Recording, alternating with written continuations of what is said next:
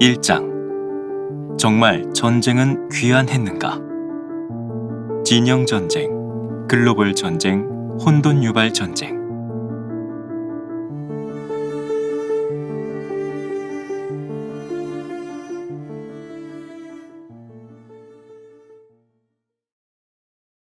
(2022년 2~3월) 러시아군이 우크라이나를 침공했을 때 많은 칼럼니스트가 일제히 앵무새처럼 반복한 표현이 있다. 바로 전쟁의 귀환이다. 그들은 1945년 종전 이후 거의 반세기 넘게 이런 종류의 무력 분쟁은 일어난 적이 없었다며 마침내 전쟁이 부활했다고 사태를 현학적으로 분석했다. 어떤 이들은 우스꽝스럽게 호들갑을 떠는 게 싫었는지 적어도 유럽 땅에서라는 단서를 서둘러 덧붙였다. 하지만 어떤 경우든 결국 구유고슬라비아 연방이 해체되는 과정에서 일어난 끔찍한 전쟁을 도외시하고 사라예보, 스레브레니차, 프리슈티나에서 발생한 희생자들의 존재를 은폐하기는 모두 마찬가지다. 과연 전쟁이 귀환했다고 표현하는 것은 옳을까? 귀환이란 말은 러시아 우크라이나 전쟁이 반세기 넘게 평화를 구가하던 유럽 역사에 갑작스런 단절을 초래한 사건이라는 생각을 은연중에 내포하는데 말이다. 오히려 1945년 이후 전쟁이 어떤 모습으로 변천했는지를 자문하는 것이 더 타당하지 않을까? 현 사태를 전쟁의 주요한 전략적 변천 과정의 일환으로 간주하는 것이 더 바람직하지 않을까? 이 책은 앞으로 냉전, 글로벌 전쟁, 혼돈 유발 전쟁, 이렇게 총 3막의 비극으로 나누어 전쟁의 주요한 전략적 변화를 함께 살펴보려고 한다. 1944년 6월, 연합군이 노르망디 해변에 상륙하고 그로부터 1년이 채 지나지 않은 1945년 5월 8일, 독일이 패망했다. 이어 히로시마와 나가사키에 원자폭탄이 투하되고 곧이어 일왕이 항복을 선언했다. 강대국들은 자신들이 동참한 세계적 재앙이 몰고 온 끔찍한 참상에 이루 표현할 수 없는 큰 충격을 받았다. 전쟁의 피해는 실로 막대했다. 수천만 명이 목숨을 잃고 수많은 도시와 인프라 시설이 파괴됐으며 유럽은 폐허로 변했다. 강대국들은 뒤늦게 전쟁이란 극히 비이성적이고 미친 짓이란 사실을 통감했다. 모두가 뜻을 모아 전쟁을 예방하거나 아예 금지하기 위한 방법을 모색했다. 반세기가 조금 지난 오늘날, 과연 전쟁 종식을 위한 노력은 성공했을까? 여러 분석가와 전쟁학자들은 1945년 이후 단호하게 전쟁의 종언을 주장했다. 하지만 실제로 종언을 고한 것은 전쟁의 특정한 양식일 뿐이었다.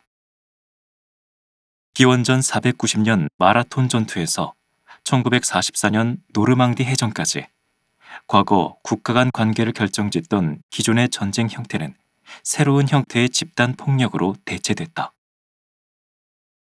기존의 전쟁 양식이 소멸되었다는 말은 두 차례나 비이성적이고 무익한 살상에 기나긴 세월을 소모한 서구 강대국들이 다 함께 기존의 전쟁 개념을 폐기하기로 결정했다는 사실을 의미했다. 그때까지만 해도 전쟁은 주권국간 평범한 분쟁 해결 방식으로 통용되었다. 가장 고전적인 전쟁관만 봐도 전쟁이란 정의를 통해 종결할 수 없고 힘이나 무기를 사용해야만 해결할 수 있는 주권을 지닌 국가 혹은 군주 사이의 다툼이나 분쟁 혹은 전쟁에 대한 권리란 한 나라가 자국의 고유한 무력을 이용해 다른 나라에 맞서 자국의 권리를 보호하기 위한 합법적인 방법이라고 규정하지 않던가. 1945년 6월 국제연합 유엔이 창설된 목적도 전쟁의 불행에서 다음 세대를 구하기 위해서였다.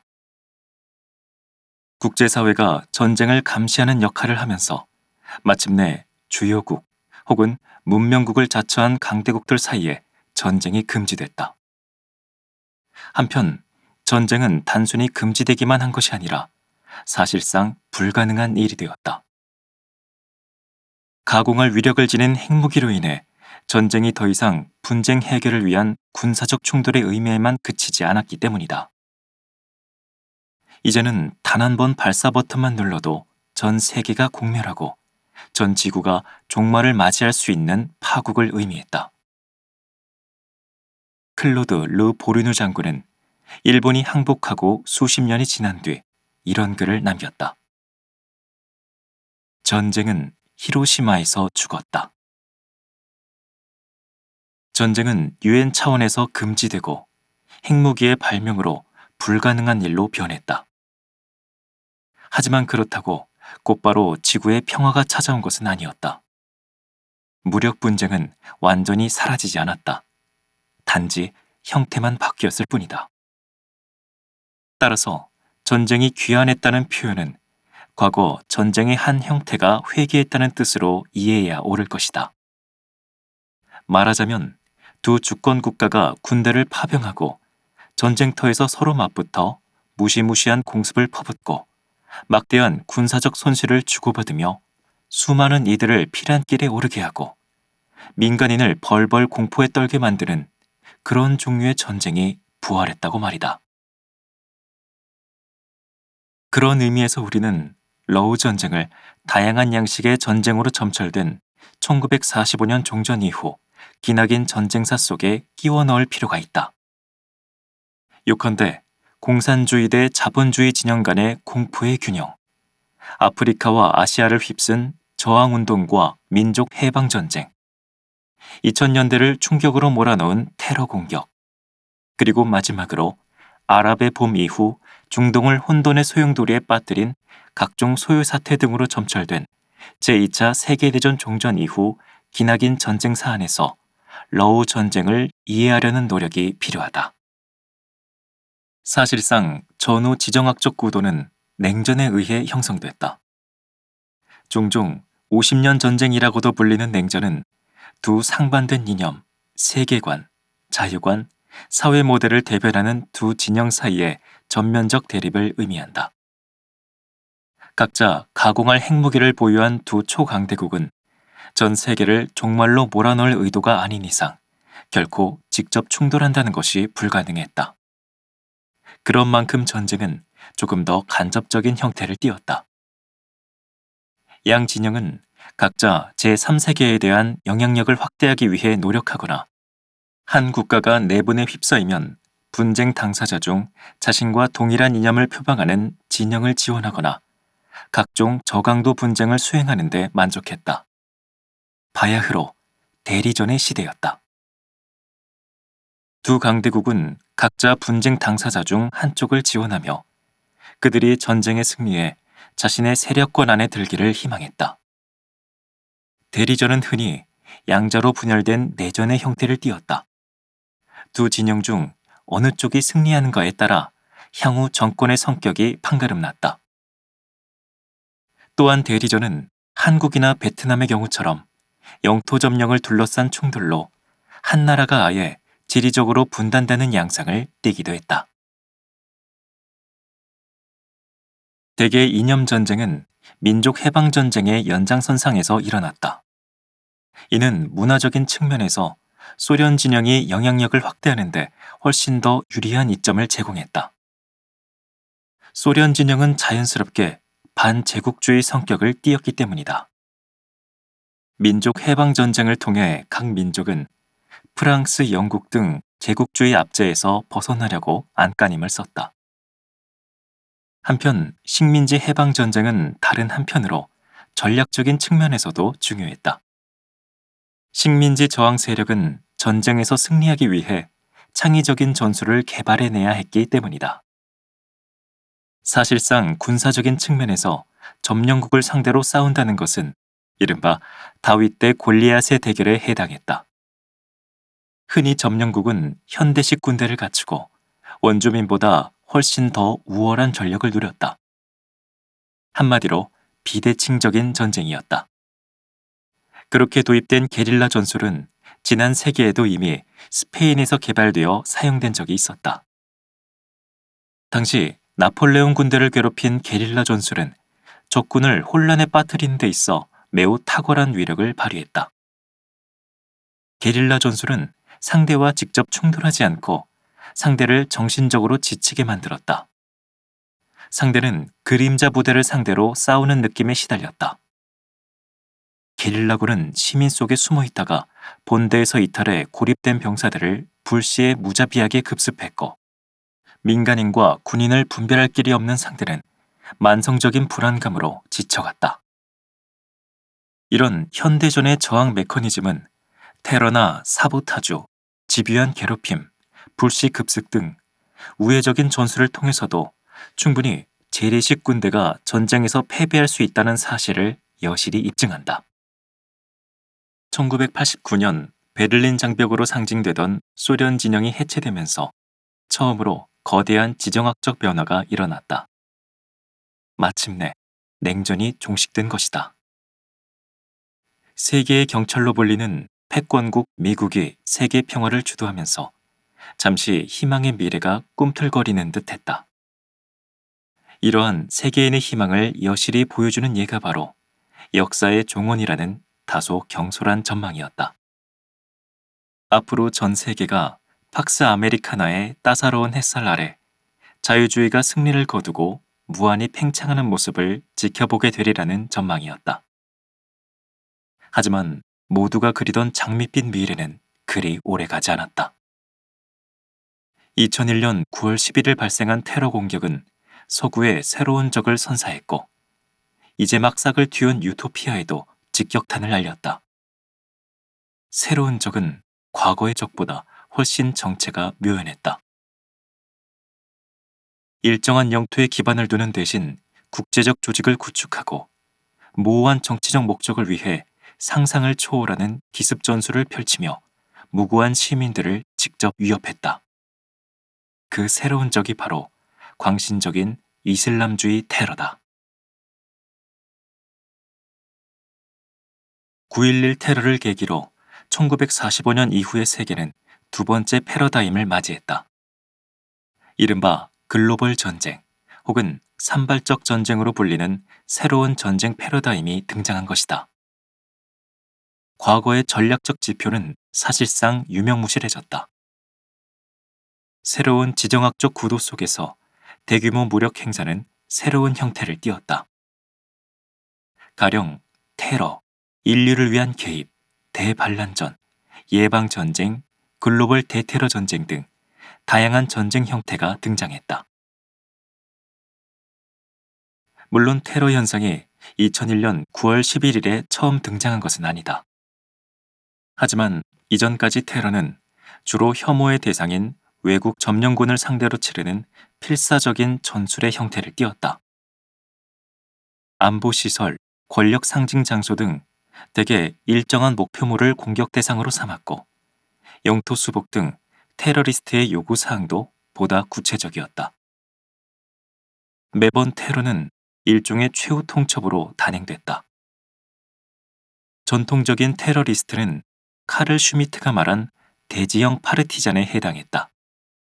다시 말해 무력을 사용해 자신들의 땅에서 증오스러운 침략자를 내쫓고 모든 가용수단을 동원해 자신들의 영토를 온전히 되찾으려는 경향을 나타냈다.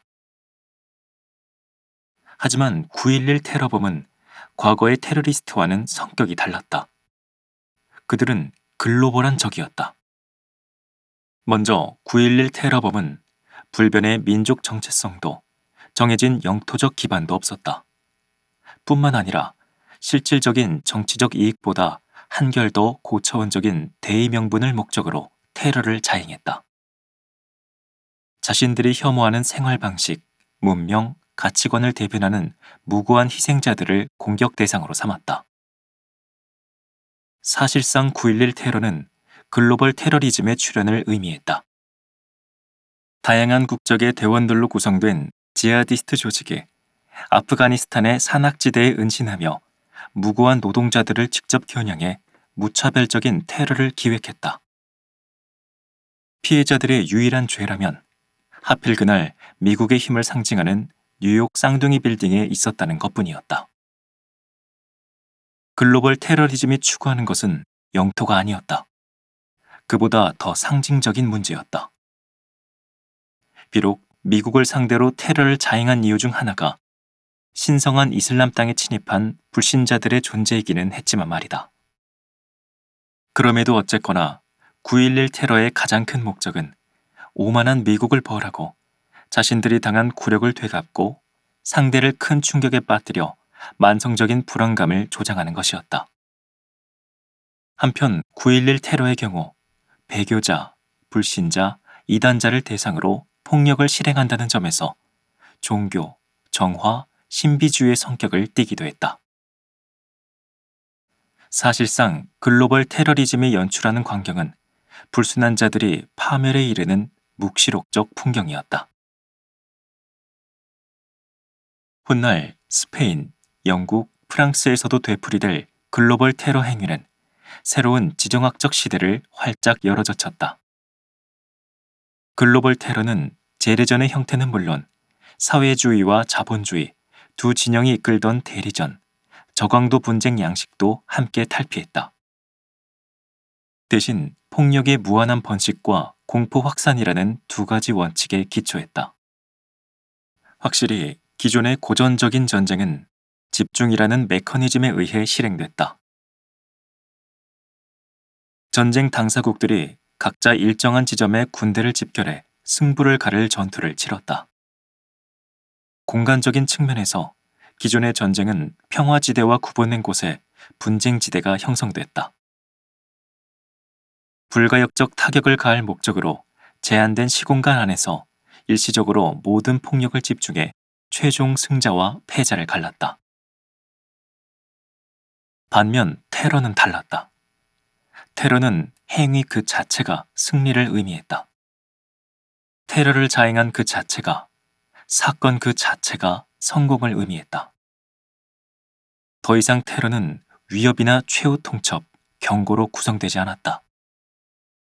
테러가 발생했다는 사실 그 자체만으로도, 폭력 사태를 초래하고 시민들이 공포에 떨게 만들었다는 사실 그 자체만으로도 즉각적인 성공을 의미했다.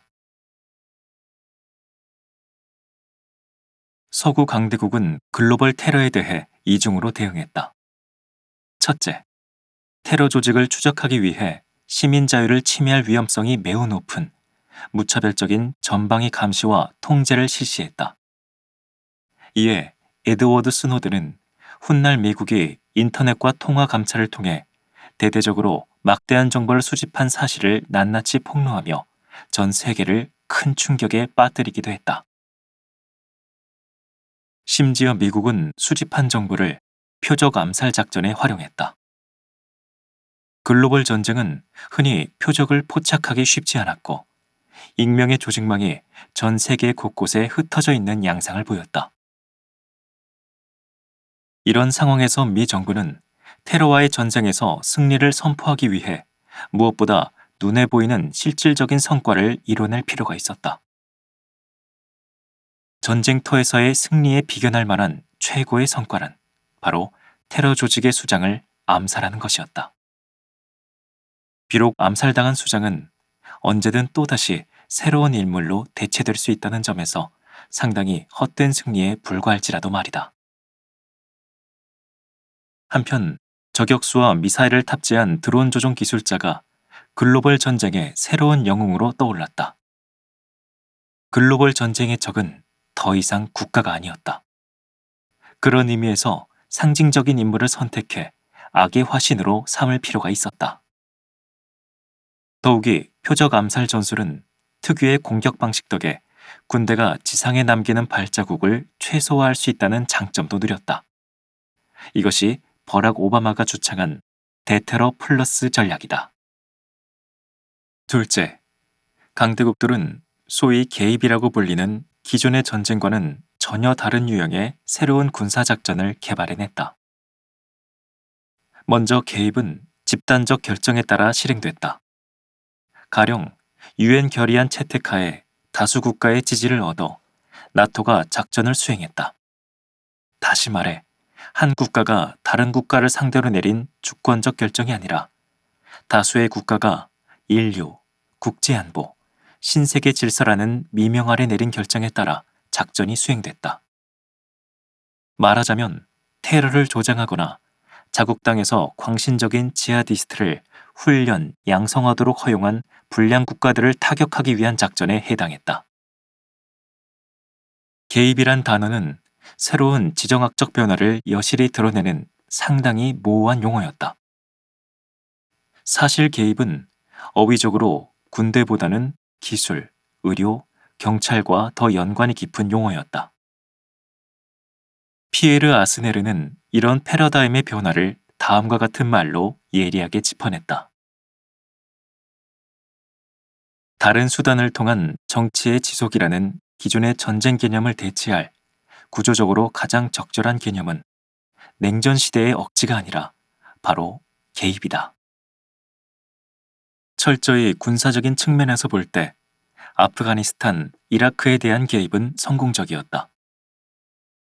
개입국들은 상대에 비해 기술적으로 월등한 우위를 누렸다. 군사적 목적은 불과 몇 주 만에 달성됐다.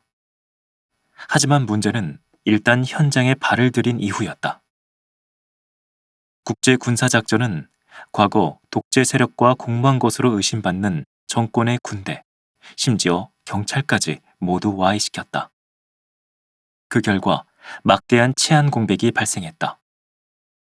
가령 이라크의 경우 2003년 국제사회의 개입 이후 현지의 무장 세력의 주도 아래 약탈 경제가 판을 쳤다. 그런가 하면 순식간에 과거 지도층이 축출된 자리를 놓고 각종 종교, 인종 공동체들이 정통성 확보를 위한 무력 분쟁에 돌입했다. 마지막으로 대테러 연합군은 국가 재건과 경제 부흥이라는 새로운 목표를 설정했지만 현지에 파견된 해방군의 관할권이나 능력만으로는 이러한 목표를 실현하기에 버거웠다. 악인을 내쫓고 선량한 이들을 선별해 민주주의 거버넌스를 신속하게 구축하겠다는 계획은 상당히 순진한 생각이었음이 드러났다. 결국 군은 이따금 각종 첩보를 바탕으로 테러 조직의 부대를 급습하기 위해 잠시 벙커 밖을 외출하는 데 만족해야 했다. 하지만 이러한 작전은 매우 위험도가 높아서 필연적으로 수많은 실수와 막대한 부수적 피해를 초래했다. 그 바람에 대테러 연합군은 현지에서 종종 점령군 취급을 받기도 했다.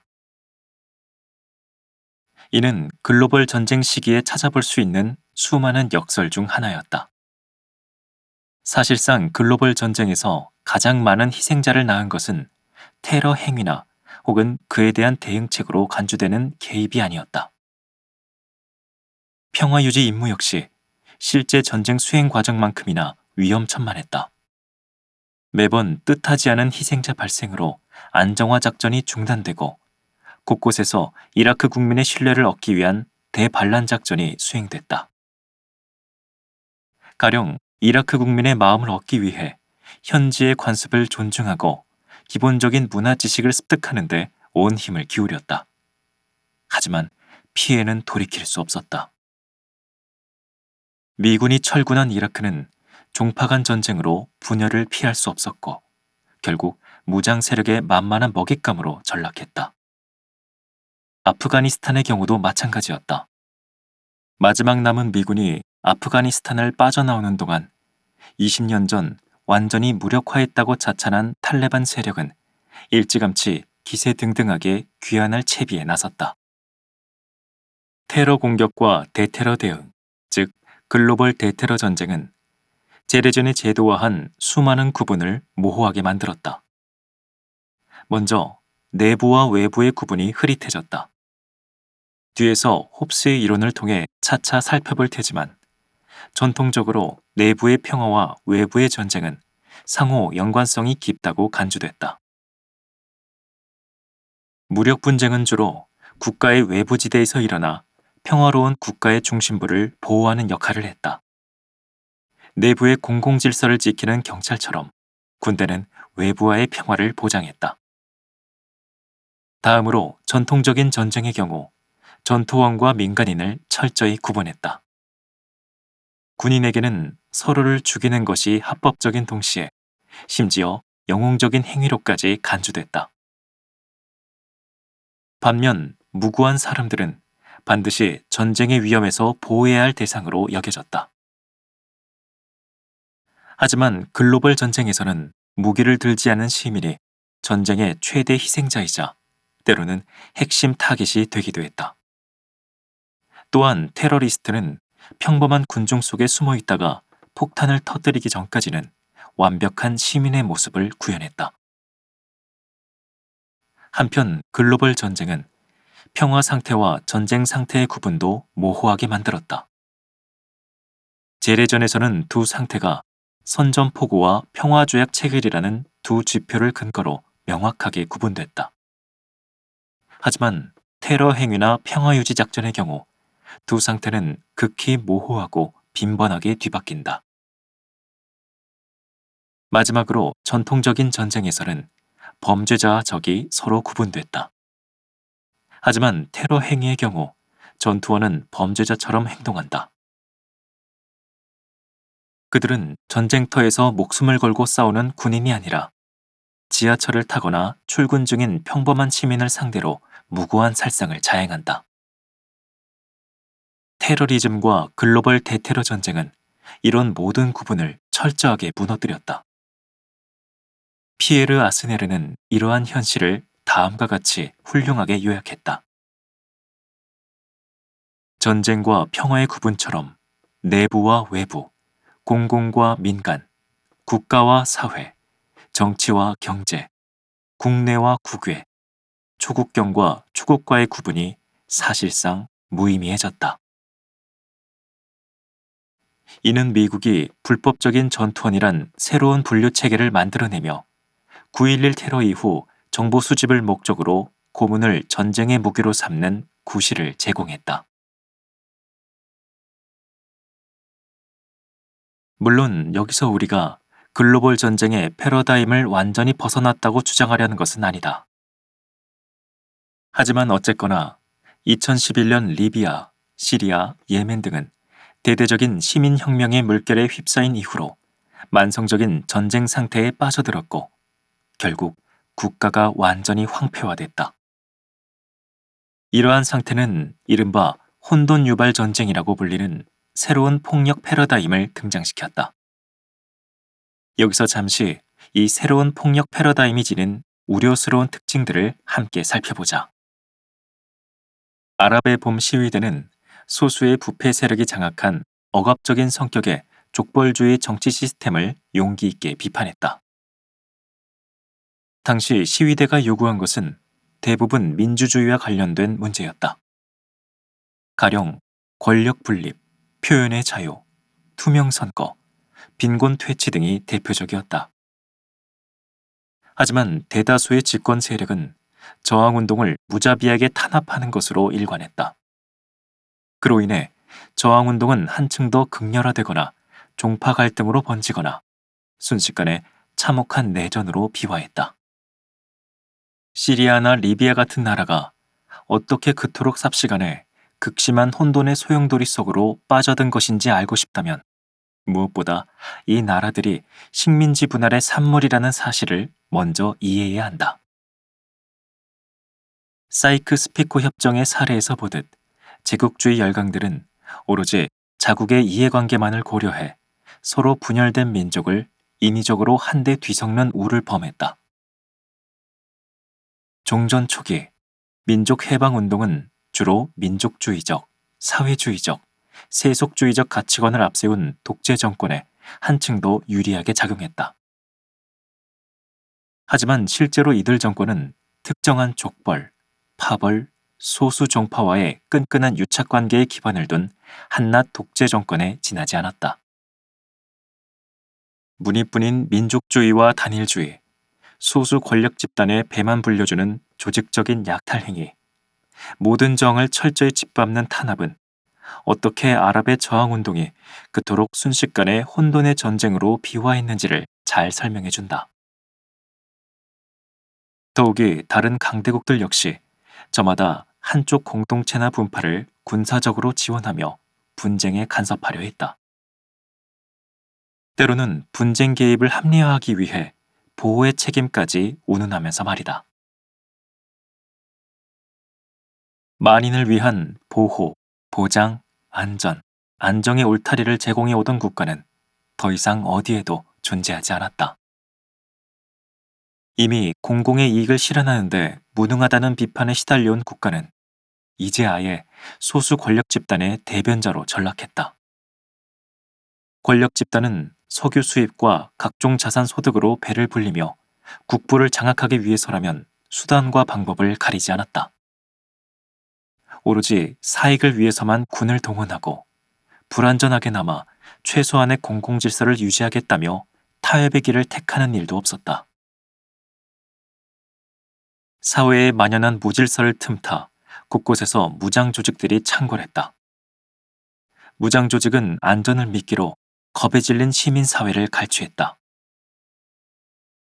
각자 도생을 외치는 지도층이든 야만적인 무장 조직이든 모든 세력이 전부 폭력을 사용했다. 폭력은 신속한 약탈을 보장해주고 최대한 빠르게 혼돈의 과실을 누릴 수 있게 해줬다. 실제로 혼돈은 수익성이 높았다. 전통적인 전쟁에 일정한 목적과 법규에 기초한 조직적인 폭력에 해당했다면 오늘날 리비아, 시리아, 이라크, 예멘 등에서 찾아볼 수 있는 이른바 혼돈 유발 전쟁은 재앙의 이익을 극대화하는 것을 목적으로 한다.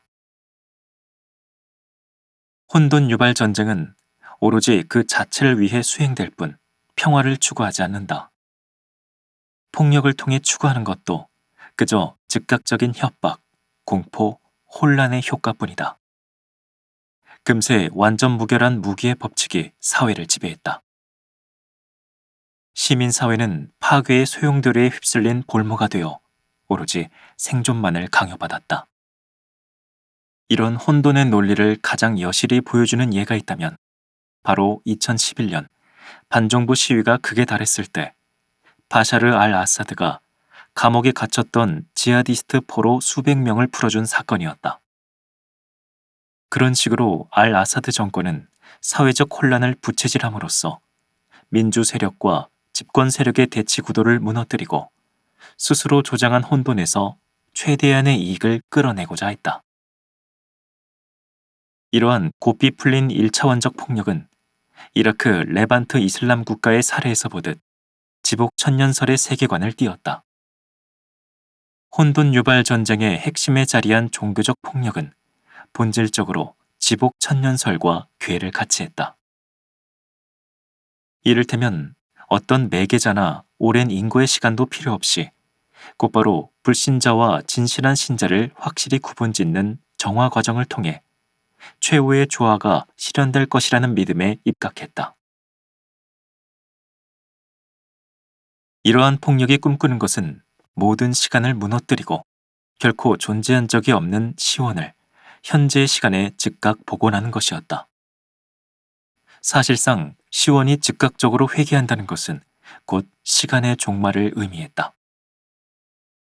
지복 천년설에 입각한 종교적 세계관은 본질적으로 파국주의적 성격을 띠었다.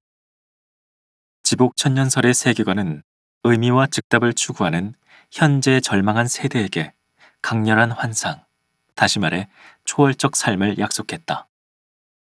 말하자면 역사의 전환, 즉 시간의 전복에 동참하는 훨씬 더 고차원적인 삶을 약속했던 것이다.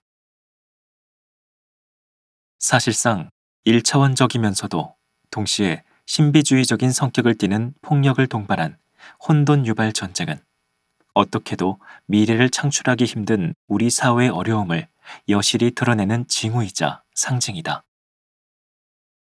약탈과 지복천년설이라는 신비주의적 세계관은 서로 간의 공통분모를 찾아볼 수 없지만 현대 폭력 속에 철저히 동반되는 두 차원에 해당한다. 이 두 가지 차원이 서로 결합한 지점에서 우리는 현 사회의 어려움을 고스란히 마주할 수 있다. 시간 속에 온전히 뛰어들어 밝은 미래를 그리고 현재를 더 나은 미래를 준비하기 위한 인내의 시간으로 삼지 못하는 문제를 말이다. 이러한 새로운 종류의 전쟁으로는 밝은 미래를 잉태할 수 없다. 가령 과거 해겔이 예나 전투를 치르는 나폴레옹의 군대를 바라보며 기대했던 것처럼 말이다. 이 새로운 전쟁은 그저 모든 가능성이 잠재된 현재를 파괴하고 총체적 재앙만 만들어낼 뿐이다. 혼돈 유발 전쟁은 수많은 생존이 복잡하게 뒤얽힌 지속적인 붕괴의 시공간을 창조한다. 시민사회에 대항해 권력을 구축하기 바쁜 궁지에 몰린 소수 지배계급의 생존, 매일같이 목숨을 부지하기 위해 값비싼 대가를 치러야 하는 민중의 생존, 그리고 마지막으로 죽음 속에서 가장 강렬한 생의 정점을 찾으려는 광신도들의 초월적 삶까지 수많은 생존이 뒤얽힌 시공간을 말이다. 마지막 세 번째 패러다임은 특히 우크라이나 사태의 위상과 특징을 이해하는 데 큰 도움을 준다. 물론 사람들이 우크라이나 사태를 전쟁의 귀환이라고 쉽게 진단하는 것은 우크라이나 분쟁이 전통적인 전쟁의 형태를 띠기 때문일 것이다. 가령 재래식 전력의 영토 침범, 영토와 도시를 놓고 벌이는 치열한 전투, 각종 요충지에서 아군과 적군이 맞붙는 두 주권국 간의 충돌, 승리와 패배로 점철된 일정 지역에 한정된 무력의 집중, 힘없는 시민들의 피난 행렬 등은 분명 전통적인 전쟁을 떠올리게 한다. 하지만 또 다른 측면에서 우리는 지복 천년설에 입각한 폭력의 요소도 함께 찾아볼 수 있다. 가령 러시아는 퇴폐한 유럽을 정화해야 할 신성한 임무를 띠고 있다고 선전하며 신화 속 시원으로 회귀해야 한다고 주장하거나 핵전쟁 발발의 가능성을 언급하며 전 지구적 종말에 대한 공포를 부추기는 것 등이 대표적인 예다. 하지만 다른 한편으로 유럽의 입장에서 볼 때 우크라이나 사태는 반대로 유럽이 여전히 위대한 역사에 속한다는 믿음, 일부 나라를 위해 미래의 희망이 되어줄 수 있다는 확신을 새롭게 불어넣어 주었다. 그런가 하면 현재 모든 이들이 강력히 전쟁의 귀환을 확신한 것은 수많은 측면에서 우크라이나 사태가 가장 오래된 전쟁의 정의에 부합하는 전통적 전쟁의 구조를 갖췄기 때문이기도 할 것이다. 사실상 러우 전쟁은 흔히 공적인 차원의 정의로운 무력 분쟁으로 소개되곤 한다. 그렇다면 전쟁을 규정하는 이 세 가지 측면에 대해 지금부터 하나씩 자세히 살펴보도록 하자.